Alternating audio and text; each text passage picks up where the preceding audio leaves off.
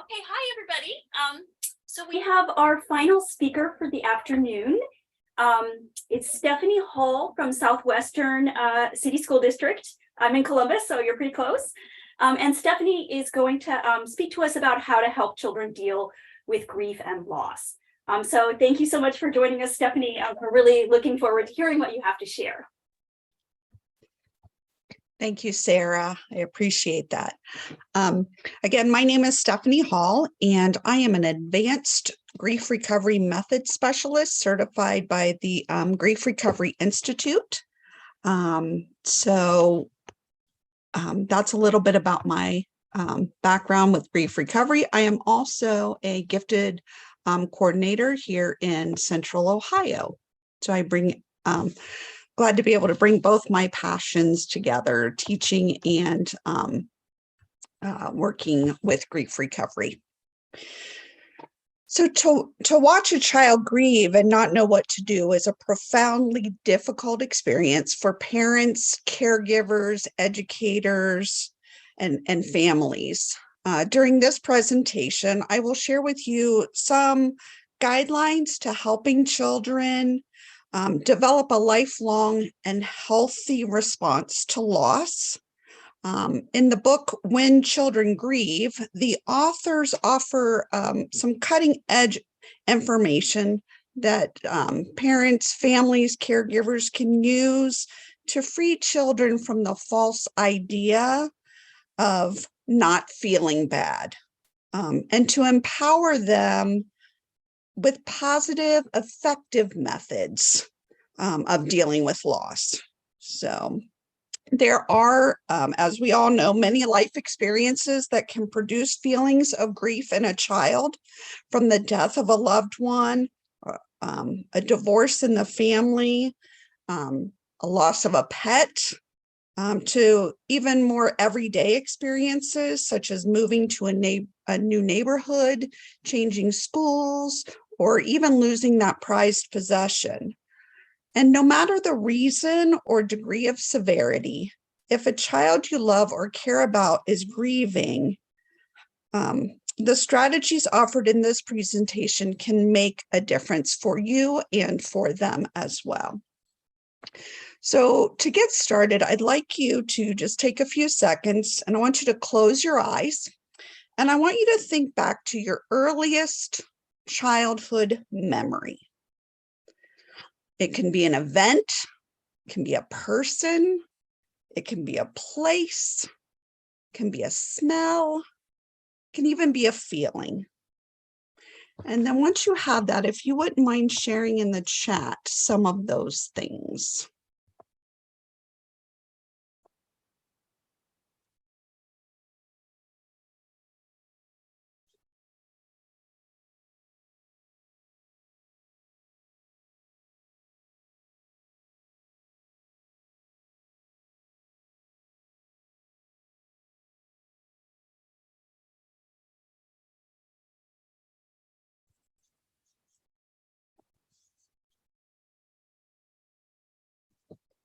Thank you.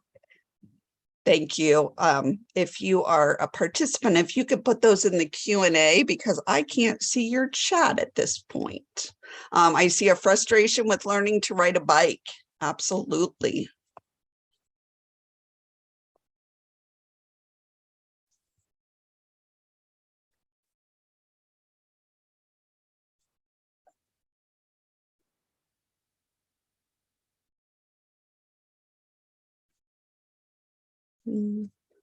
Smell of dad's pipe, being on dad's shoulders when really young,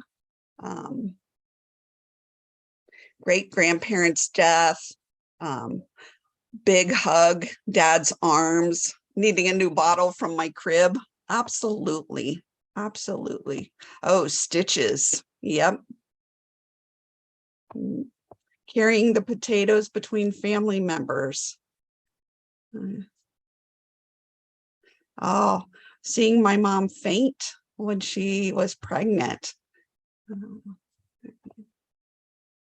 So as you can see, there are a lot of memories out there Some of them are good, some of them are scary, some of them are sad.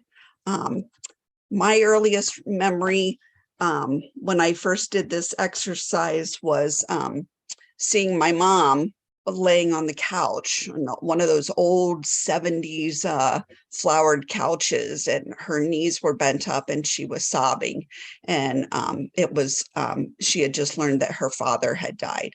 And so a lot of those things,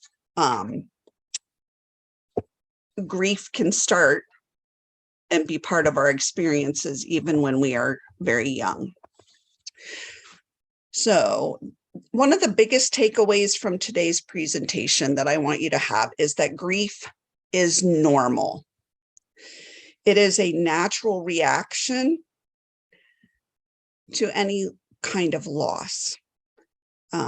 There's nothing wrong with grievers. Grievers aren't broken. Grievers don't need to be fixed. They just need to be listened to. Grief is also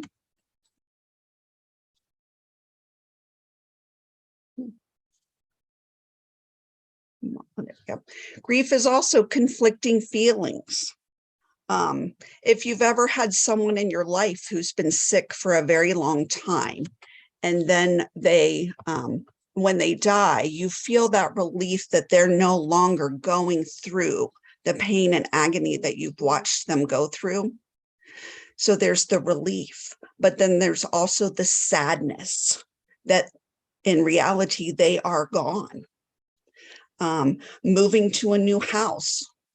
Sometimes kids are really excited. They're moving, they're getting a new space, maybe even getting their new bedroom. But there's also that fear or the grief of losing that security and comfort from having someone in that room with them all the time. So again, grief is those conflicting feelings. So grief really is about mixed emotions. Think about a high school senior, how exciting that is in that time of their life. Things are changing. High school's coming to an end. And there's a lot of things to enjoy and be a part of, but yet there's the fear of the unknown. What comes next? What if I haven't selected the right college for me? What if I really still don't know what I want to do next? So again, grief is all of those things surrounding those mixed emotions. As we go through life, our grief accumulates. Grief starts early on in life. And as a society in general, we are not taught how to deal with our losses. And then they keep coming one after another after another. They pile up, and we don't take time to empty our backpack of all of those losses. Even society tells us, you know, bereavement leave is 3 days, and then you're supposed to be able to go back to life as normal. Let's do another brainstorm here. I want you to think about losses or grief experiences that kids might experience, and go ahead and put those in the Q&A.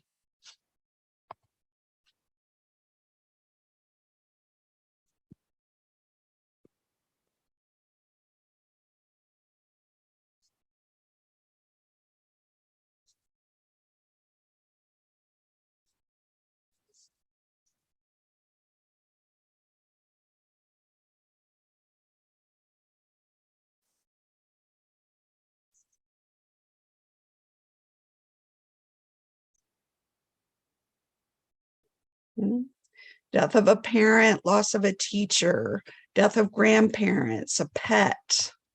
Absolutely, absolutely. Divorce, separation of parents.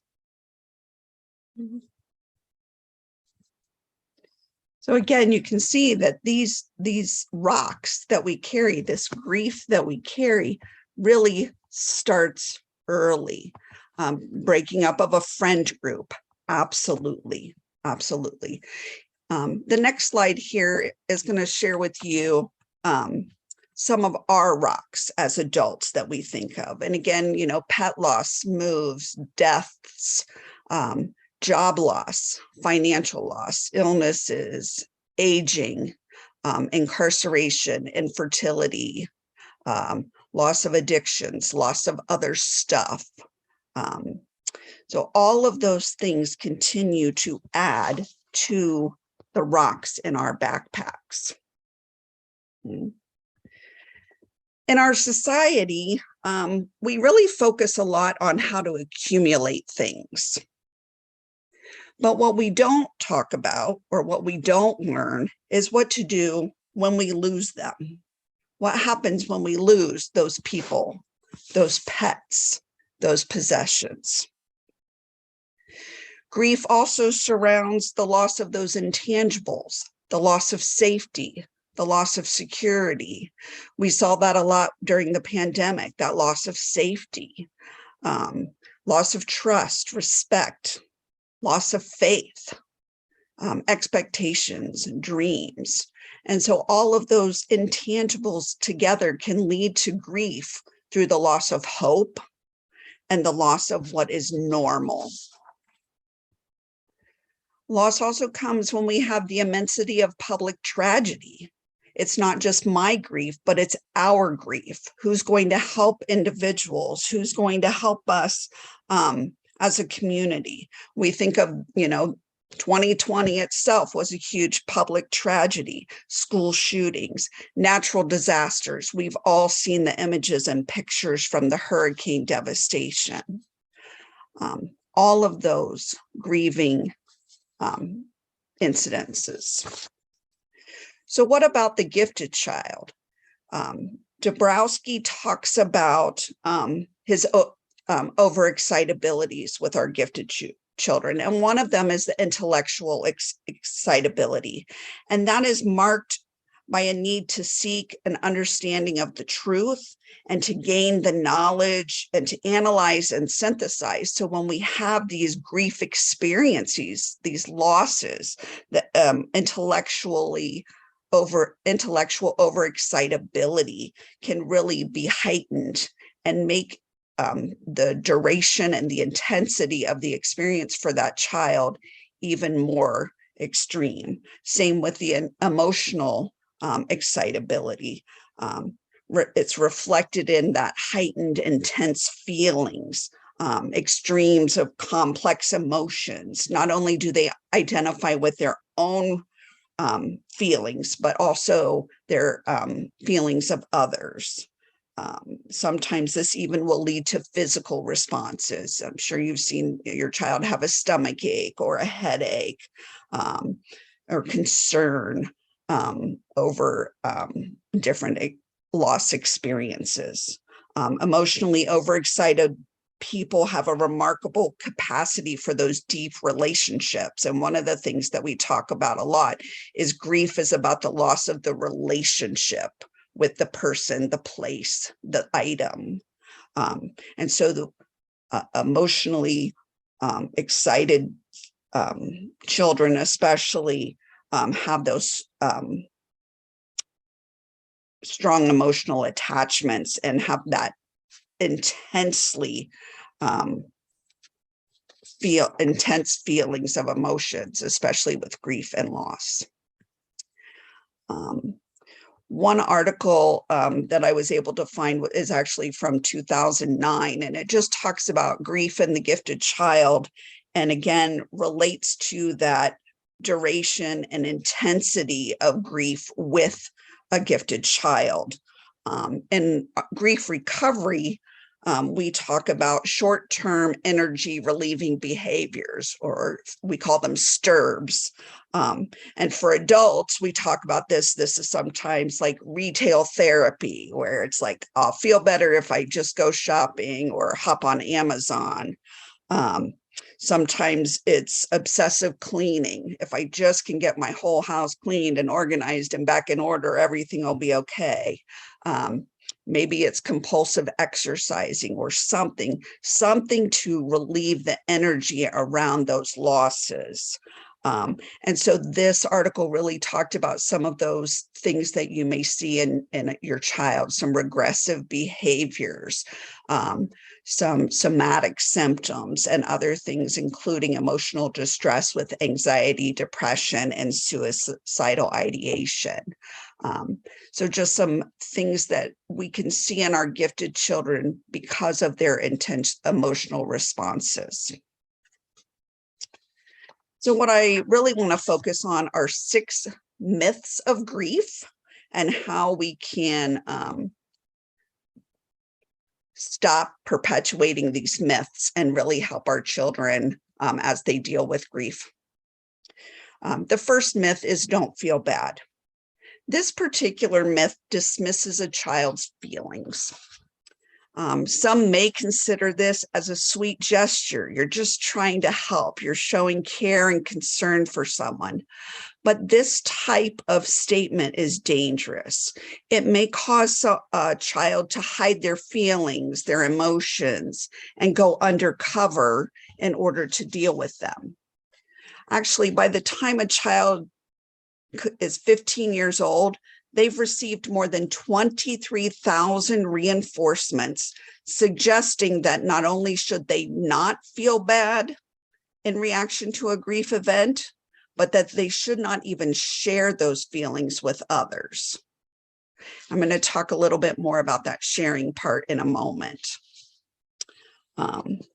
When we say don't feel bad, we communicate to kids that it's not okay to show or communicate sad feelings. Don't feel bad, have a cookie. So child might feel different after eating a cookie, but they're not going to feel better. Let's look at this from the opposite angle. Do you ever walk around and tell your child, don't feel good, don't feel happy, don't feel excited? It sounds ridiculous that way. And so is don't feel bad. When we rob our children of the freedom to feel and express their entire range of emotions, they carry that incorrect idea with them into the rest of our lives. Some of us still carry that with us ourselves as adults. Oh, I shouldn't feel bad anymore. I should be over that by now. Okay. And we're going to talk about that also in a little bit. So that's the first myth. Don't feel bad.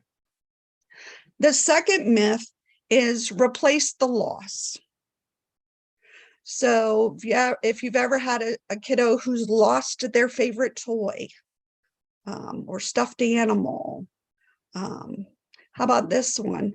Oh, it was just a dog. We'll get a new one on Saturday. Replace the loss. What this myth does is it dismisses the importance of the relationship to the person, the place, or the item. It introduces the idea of the disposability of relationships. I know as adults, we've applied for a job and we don't get that. And the first thing people want to say is, oh, there'll be something else better that's out there for you. And in your head, that's true. But our emotions and our grief is in our heart. Our hearts are broken. Think about that time your kid wanted to get a specific part in a play, or wanted to be first chair in band, wanted to be the student council representative. While intellectually we know they are going to have myriad of other opportunities, replacing the loss right there for them is not the emotional truth. They're sad, they're angry, they're upset. It's important to remember also when we think about first loves, seldom do we end up with our first love. But what's the thing that people say? Oh, there's other fish in the sea.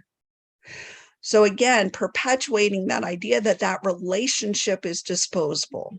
It was your first love. It was an important relationship. Grieve the loss. Grieve the relationship. People cannot replace a relationship, people must complete the relationship. And if we don't complete those relationships, we're doomed to drag what happened in the past into our present, and that sabotages our futures. Myth number 3 then is grieve alone. Remember, we said 23,000 reinforcements that we shouldn't be sad, and we definitely shouldn't talk about it. Grieving alone or isolation is a learned behavior. We've all grown up with that saying, laugh and the world laughs with you, cry and you cry alone. This is a false idea. Think about it. When you have good news, what is the very first thing that you want to do, or that your child does when they come out of school and they've got good news? They want to tell someone. They want to tell people who are close to them. They want to share that experience. So remember earlier when I talked about grief is natural and normal? So guess what? That natural impulse of sharing the good news is the same natural impulse when you receive bad news or when you receive sad news. Some of us may have grown up in the time where stop crying or I'll give you something to cry about. Again, not helpful. Tears are a visible representation of a feeling, of an emotion, and we need to be there and allow our children to share those. If you're going to cry, go to your room. Again, maybe a generational thing that we've experienced, and we know that people don't come with this knowledge, that these are learned behaviors. These are myths that have been perpetuated. And so while that's what we've learned, and that's what parents or grandparents or even great-grandparents have passed down to us, we need to break that cycle. Again, if we think about this, when our children are infants, we don't ever dismiss their emotional responses. When a baby cries or an infant cries for a bottle, we don't say stop crying and keep a stiff upper lip. We go and get the baby a bottle, or we change the diaper. It's only as they grow up that becomes less of our focus in responding to their emotional behaviors. The 4th myth then is be strong. The difficulty with this myth is that in attempting to be strong or be strong for others, most people will hide their own feelings. I know I heard this so much when my dad died. I had to be strong for my mom. She'd lost the love of her life. But I had lost my dad. For our kids, this can be a myth that leads to the loss of childhood experiences. Sometimes we have young adults or middle school age children who've been told, well, you're the oldest and now you're the head of the household. Okay. Again, then it becomes adult responsibilities for them instead of experiencing those things that come with childhood. And again, none of these are intentionally harmful, and again, have been talked about and shared for generations, but we need to view them from a different lens, and how dismissing these myths can help us empower our children. So instead of being strong, this is what real strength looks like.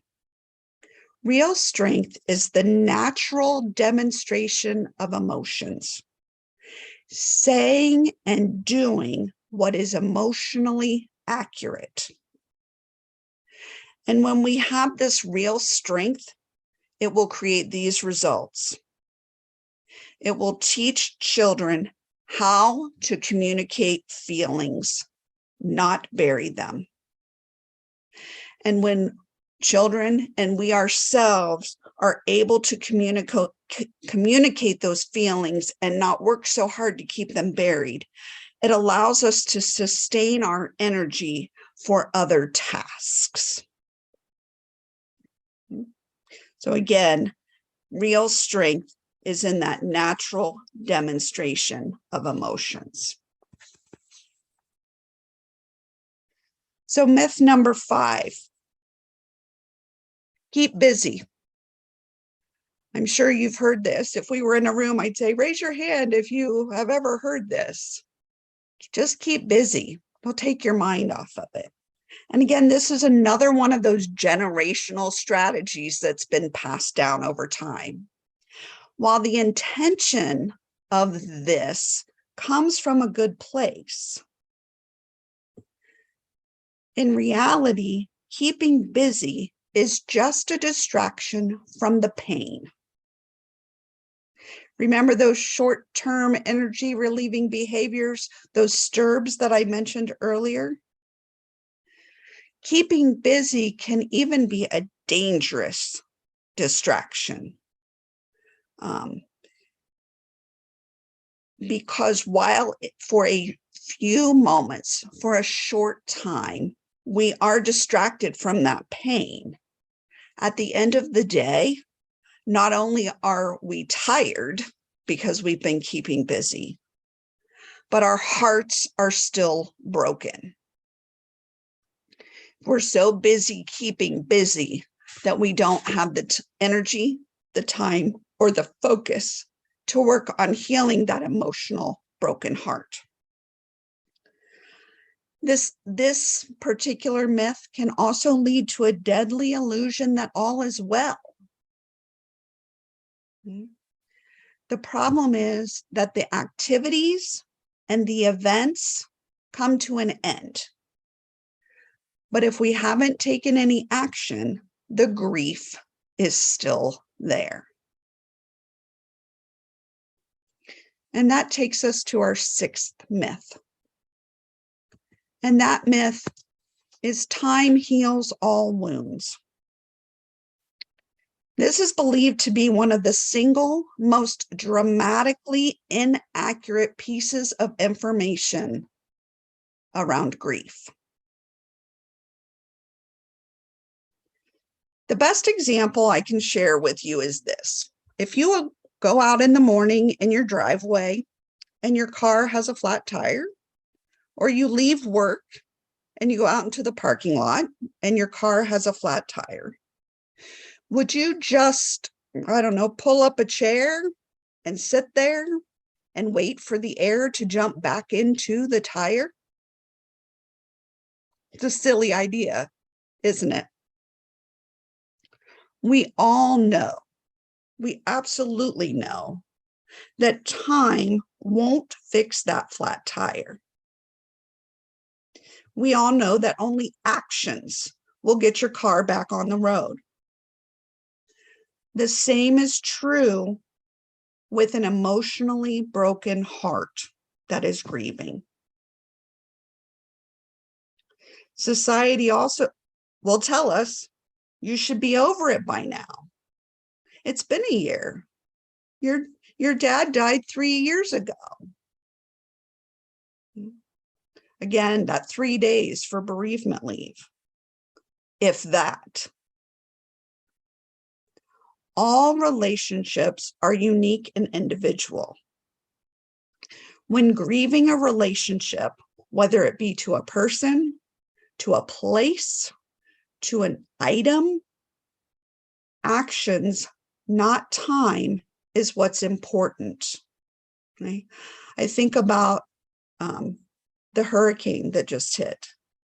Okay? Time isn't going to heal those wounds.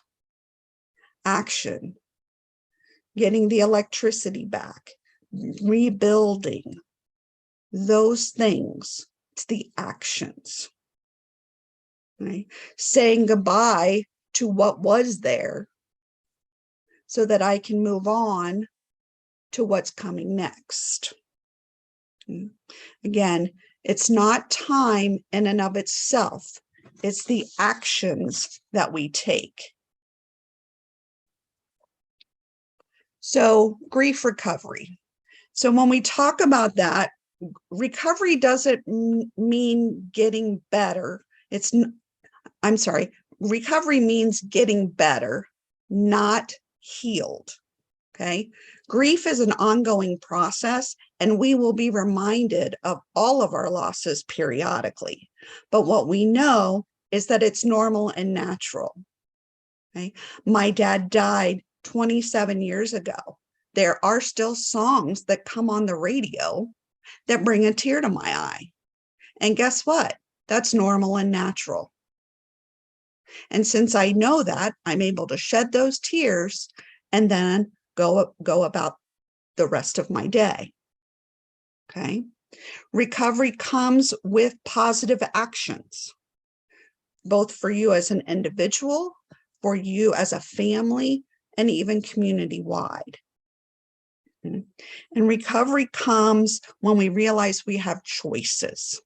And so one of the things that we work on in our 4-week When Children or Helping Children with Loss program is we use what we call an emotional energy checklist. And this is a tool for adults to use when we have a grieving child in front of us. So we think about, if a child has a parent who's been deployed, we think about when are the times that that child's emotional energy may be at its highest, right? It may be, now that dad's deployed or mom's deployed, I'm responsible for taking out the garbage. And today was the first garbage day that I forgot. So I'm going to have some emotional energy around that. Okay? The holidays are going to bring up that emotional energy. So as adults, we need to have tools to allow that child to share. We're not going to have them grieve alone. We're not going to tell them not to feel bad. It's sad to not have a parent at home in the holidays. It's sad that when it's donuts with dad at school, dad's on the other side of the world. It's normal and natural to feel bad on those days. And it's also gives us time to think about what would you do or say in response, or if things could be different, if things could be better, if things could be more, helping the child know what they would do or say in those situations. So what do we do as adults?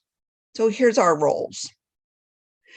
The first and most important thing is to always listen with your heart, not your head. And this is hard for parents, educators, caregivers, families. We want to fix things. But if you remember, grievers aren't broken. They don't need to be fixed. They need to be listened to. So when we listen with our heart and not with our head, we allow emotions to be expressed. We don't criticize, judge, or analyze. Okay. I know I grew up in a sticks and stones will break your bones, but names will never hurt you. Well, now that name calling happens 24/7 and across many social media platforms, that's not necessarily true. So again, we don't criticize, judge, or analyze how a child is feeling. We do, however, help them name those. That has to be one of the hardest things, is helping them come up with, are you feeling sad? Are you feeling frustrated? How are you feeling? My own kids used to race quarter midget race cars, and the first time they would wreck, I was a crazy, frantic mom. And another parent told me the first thing you need to ask your child is, are you scared or are you hurt? Because if they're scared, you react in one way. If they're hurt, you react in another. So that's why helping children name their feelings is such a vital part of your role in helping them with loss and grief. Again, recognize that grief is emotional, not intellectual. Okay. Right. I had a student one time in my class that was absolutely, and was a gifted identified student as well, was absolutely distraught because he didn't have a pencil. And I'm like, I've got a cup of 20 sharpened pencils on my desk. Go get one. What I didn't realize is that grandma always got his book bag ready at the beginning of the year. And that was the last pencil. He had lost the last pencil grandma had gotten for him. Makes a difference, because now it's not about the pencil. It's about the relationship with grandma. Again, intellectually, like, you got 20 pencils over there, but emotionally, it was about his relationship with his grandma. So we do that. We avoid those myth statements, and we never, ever say to a child, don't feel sad or don't feel scared. If I don't feel sadness, I can't feel joy. And two of the most common feelings attached to loss of any kind are sadness and fear. So we don't want to take that away from our children. So you go first. Share your emotional truth. I remember when my first pet died. I was devastated. I'll then allow your child to share their truth. If you're in a situation where a child is experiencing something you've never experienced, then again, be honest with them. I have no idea how you feel. I have no idea how it feels to have a parent deployed. I know how sad I know how sad my cousin was when her son was deployed. Share your emotional truth. Always remembering that every relationship is unique and individual. And there's a unique relationship to the loss event. Even my sister and I, who had the same dad, had different responses to that loss event. And above all, be patient.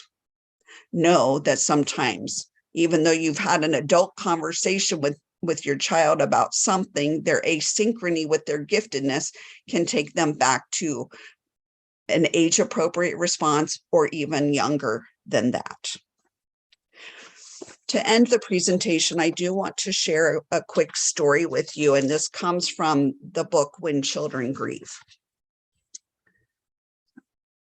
The best illustration comes from real life experiences. The following story happens to concern the death of a pet. Up to a certain age, most children respond perfectly to loss experiences. They will display any and all emotions. They will review and complete what is unfinished for them, and then they will move on. The age at which they begin to give up this natural ability differs. Notice, give up this natural ability. We want to emphasize that point. Children do things correctly until they are taught otherwise.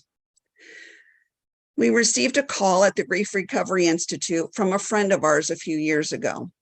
Her 4-year-old son's pet hamster had just died, and our friend was very anxious that she be able to help him deal with the feelings he would have in response to the death of his pet. We immediately told her that she probably wouldn't have to do too much. Since he was 4, he would probably get it right all by himself. At 4, he had not been overexposed to literature and films that constantly send faulty messages about dealing with loss. We suggested that she just watch him and see what he did. If there were any problems, she could call us back immediately. An hour later, she called back, somewhat amazed. She asked how we knew. We asked again, or we said again, that at age 4, telling the truth is still both possible and likely.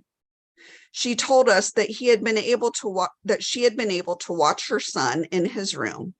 as the door to his room was open just enough that she could see him. He stood in front of the cage, looking at the dead hamster, and with tears in his eyes, he said, in 4-year-old fashion, "Mr. Hamster, you were a good hamster. I'm sorry for the times I didn't clean your cage. I was mad the time you bit me, but that's okay. I wish that you didn't get sick and die. I wanted to play with you more. I loved you, and I know that you loved me. Goodbye, Mr. Hamster." And off he went. That's not the end of the story, only the beginning. Later, the little boy, his mom, his dad, and even his 7-year-old sister had a little ceremony. Mr. Hamster was buried in the backyard in a shoebox, along with some pictures that the little boy and his sister had made. Mom encouraged him to repeat the things he said in his room and to say, "Goodbye, Mr. Hamster." From time to time over the next several weeks, the little boy would go into the backyard and talk to Mr. Hamster, and he always remembered to say goodbye.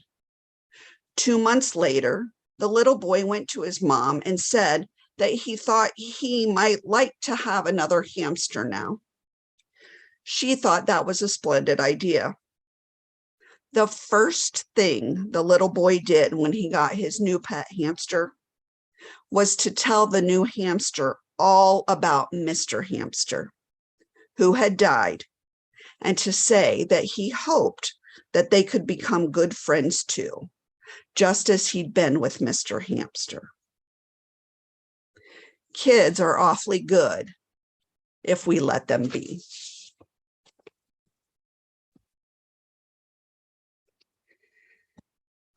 So that brings me to the end of my presentation. I will be glad to answer any questions that you may have.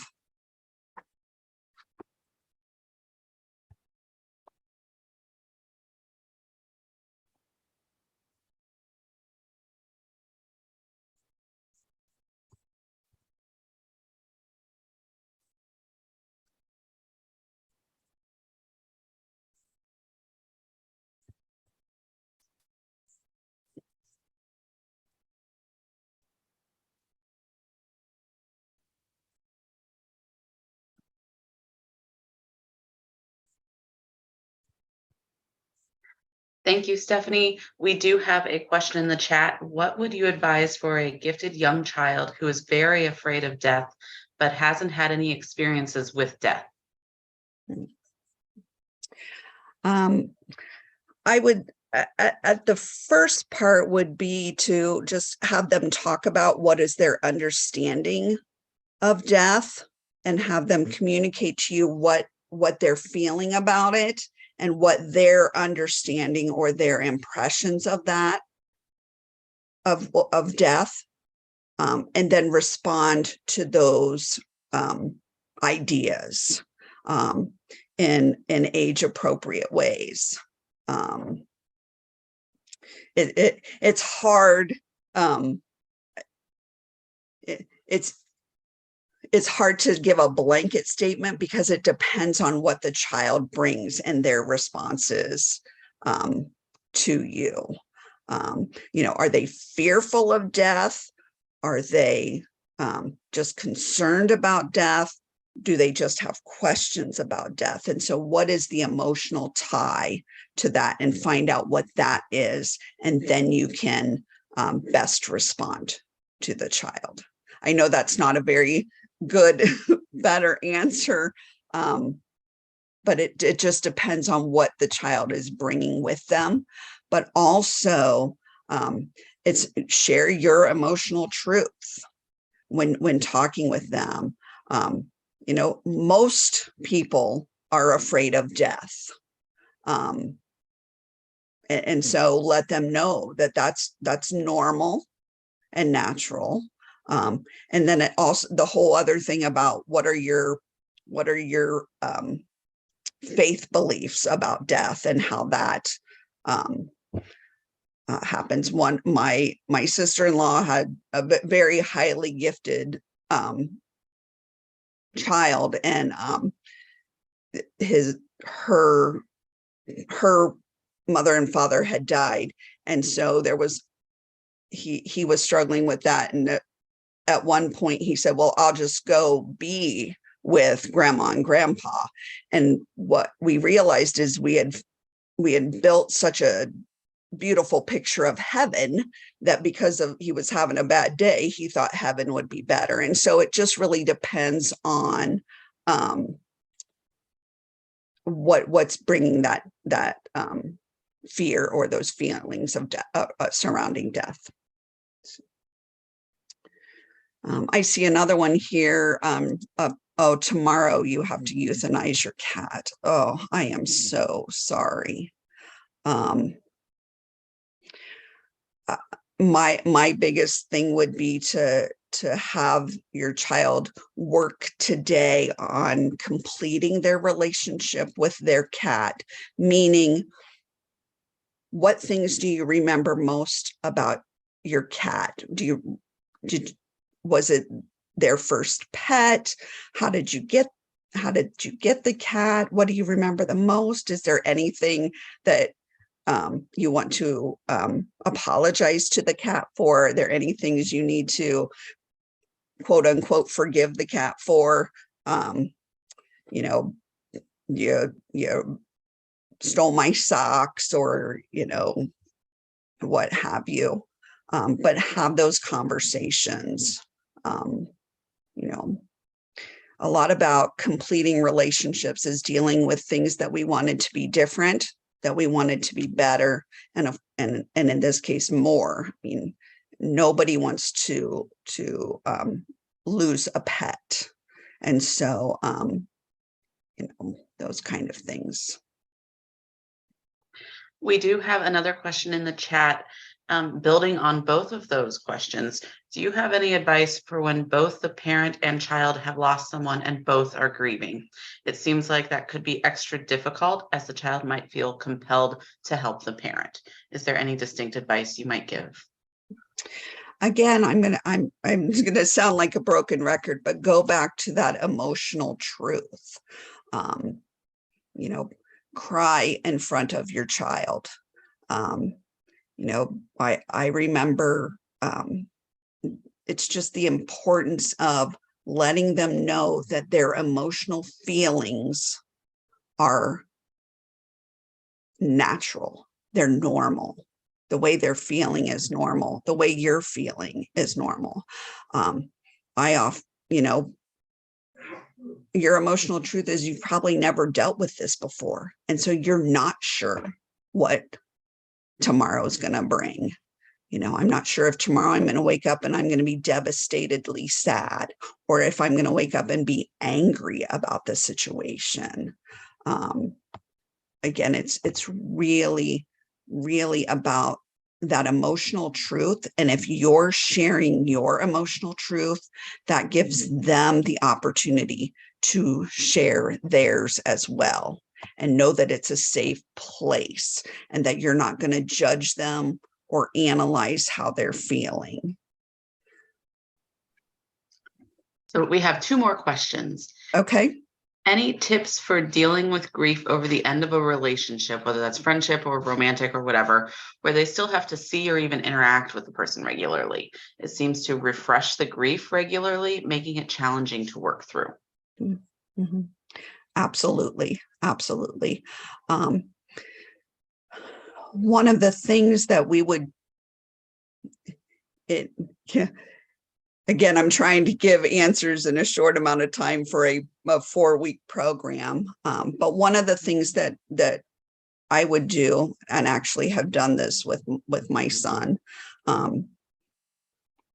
is really talk about the things that they, what were the positive experiences? What were some of the good things that happened? And then you also have to talk about the sad things, the bad things that happened, the breakup, whether it's romantic or a friendship breakup. Allow them to have the freedom to express both the good and the bad, and then how to say sort of a goodbye to that part of the relationship so that then they can live in what that new relationship is, passing in the hallway or sitting across from them in a classroom, to how to kind of work through that and have those conversations. And by talking about both the good and the not so good, allows them not to totally idolize the person or stay completely and utterly in love with this image of this person, but also not to demonize that person either, because there were obviously some good parts.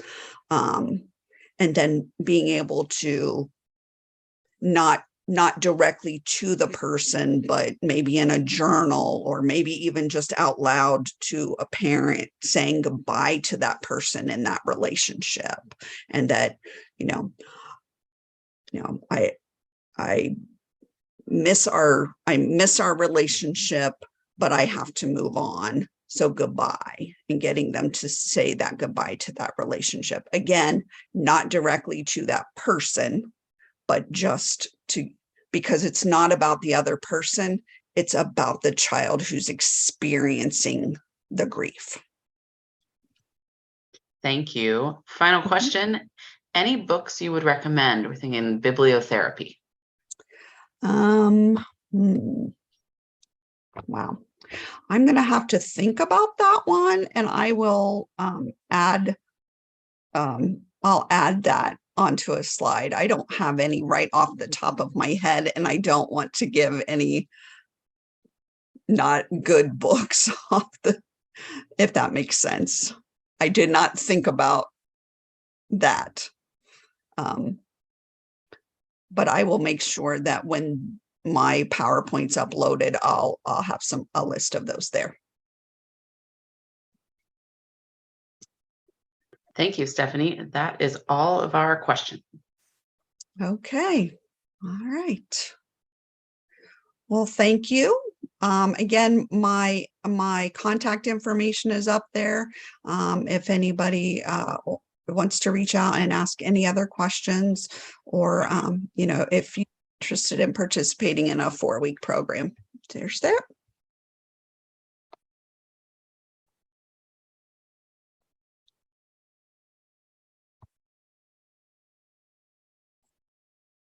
All right.